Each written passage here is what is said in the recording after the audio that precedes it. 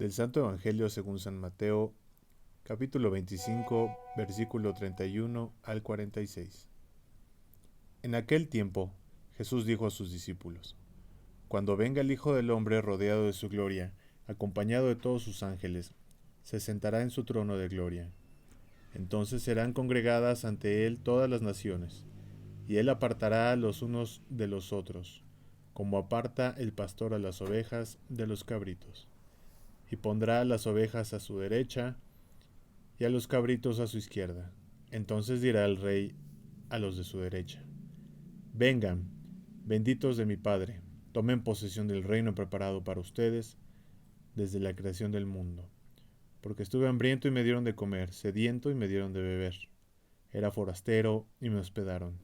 Estuve desnudo y me vistieron, enfermo y me visitaron, encarcelado y fueron a verme. Los justos le contestarán entonces: Señor, ¿cuándo te vimos hambriento y te dimos de comer, sediento y te dimos de beber? ¿Cuándo te vimos de forastero y te hospedamos, o desnudo y te vestimos? ¿Cuándo te vimos enfermo o encarcelado y te fuimos a ver? El rey les dirá: Yo les aseguro que cuando lo hicieron con el más insignificante de mis hermanos, conmigo lo hicieron. Entonces dirá también a los de la izquierda: Apártense de mí, malditos, vayan al fuego eterno preparado para el diablo y sus ángeles. Porque estuve hambriento y no me dieron de comer, sediento y no me dieron de beber. Era forastero y no me hospedaron. Estuve desnudo y no me vistieron, enfermo y encarcelado y no me visitaron.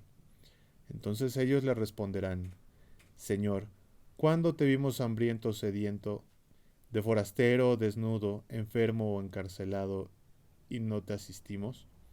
Y él le replicará: Yo les aseguro que, cuando no lo hicieron con uno de aquellos más insignificantes, tampoco lo hicieron conmigo. Entonces irán estos al castigo eterno y los justos a la vida eterna. Palabra del Señor. Gloria a ti, Señor Jesús, misionera de María. Reflexiona el Evangelio de San Marcos, capítulo 25, versículos 31 al 46. Vengan benditos de mi Padre. Esta reflexión, si bien es un poco más larga, me parece muy oportuna en este día porque a veces tenemos un sentido de la muerte un tanto equivocado. Una reflexión en torno al sentido de la muerte. El pensamiento de la muerte nos enfrenta a un hecho sobre el que tenemos una seguridad y muchas inseguridades. La seguridad de que moriremos. Las inseguridades de no saber cuándo, ni dónde, ni cómo. Y a todo esto se añade la mayor de las inseguridades. ¿Hay vida después de la muerte?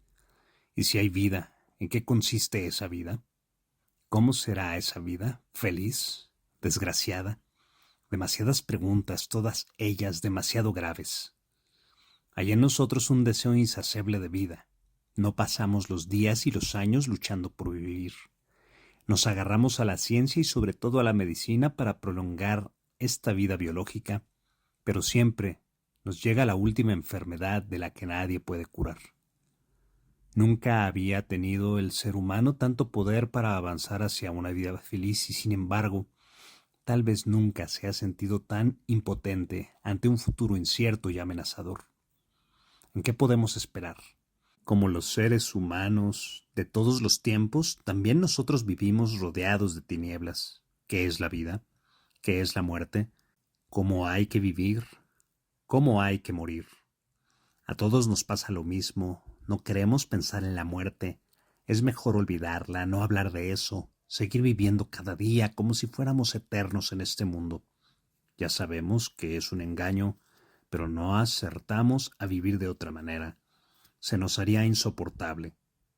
Lo malo es que en cualquier momento la enfermedad nos sacude de la inconsciencia. En nuestros días es cada vez más frecuente una experiencia antes desconocida. La espera de los análisis médicos. ¿Cuál será el resultado? ¿Positivo o negativo?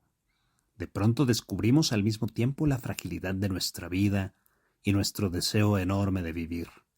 Pero más tarde o más temprano todos hemos pasado por la experiencia de la muerte de un pariente cercano o amigo conocido.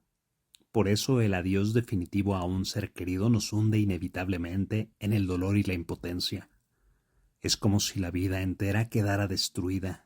No hay palabras ni argumentos que nos puedan consolar. ¿En qué se puede esperar?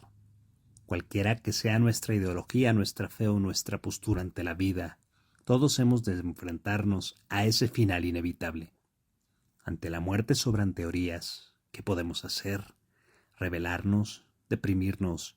¿O sencillamente engañarnos? Nadie escapa a la muerte.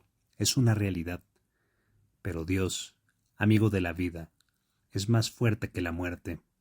Hemos de confiar en Él. Desde nuestra fe religiosa, los que nos decimos creyentes sabemos que la muerte no es el final, sino el paso a otra vida. Pero la fe religiosa no es evidencia ni seguridad. La fe nos da confianza, pero una confianza que no suprime las preguntas, ni las dudas, ni las oscuridades. La única seguridad que nos ofrece el Evangelio es que la vida no acaba con la muerte. Jesús dijo que quien cree en el Hijo, Jesús, tiene vida eterna. Juan 6, 40-47. Y tenemos como verdad central del Nuevo Testamento la promesa de la resurrección. Es decir, la muerte no es el final de la vida, es la transformación de esta vida en otra forma de vida, una que no podemos conocer porque se sitúa en el ámbito de lo trascendente, lo que no está a nuestro alcance, lo que es seguro que no será la vida del condenado al infierno, porque el infierno en sí mismo es una contradicción. Un castigo eterno no puede provenir del Dios de la bondad. Nos queda pues la esperanza, y una esperanza cuyo contenido no conocemos, pero que tiene la firmeza de la promesa de Dios, la palabra de Dios, la confianza que nos da la bondad del Dios que nos presentó Jesús. Por lo general no sabemos cómo relacionarnos con los seres queridos que se nos han muerto. Durante un tiempo vivimos con el corazón apenado, llorando el vacío que han dejado en nuestra vida. Luego el tiempo va curando el dolor y el vacío que dejaron. Muchos piensan que los difuntos son seres etéreos, despersonalizados, con identidad vaga y difusa, aislados en un mundo misterioso, ajenos a nuestro cariño. Sin embargo, para un cristiano morir no es perderse en el vacío, lejos del Creador. Es precisamente entrar en la salvación de Dios, compartir su vida eterna, vivir transformados por su amor insondable. Nuestros difuntos no están muertos, viven en plenitud de Dios que lo llena todo. Al morir nos hemos quedado privados de su presencia física, pero al vivir actualmente en Dios, han penetrado de forma más real en nuestra existencia. No podemos disfrutar de su mirada, ni escuchar su voz, ni sentir su abrazo, pero podemos vivir sabiendo que nos aman más que nunca, pues nos aman desde Dios. Su vida es incomparablemente más intensa que la nuestra, su gozo no tiene fin, su capacidad de amar no conoce límites ni fronteras. No viven separados de nosotros, sino más dentro que nunca de nuestro ser.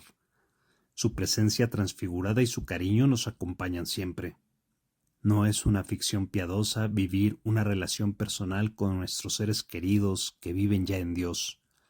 Podemos caminar envueltos por su presencia, sentirnos acompañados por su amor, gozar de su felicidad, contar con su cariño y apoyo, e incluso comunicarnos con ellos en silencio o con palabras, en ese lenguaje, no siempre fácil pero hondo y entrañable, que es el lenguaje de la fe.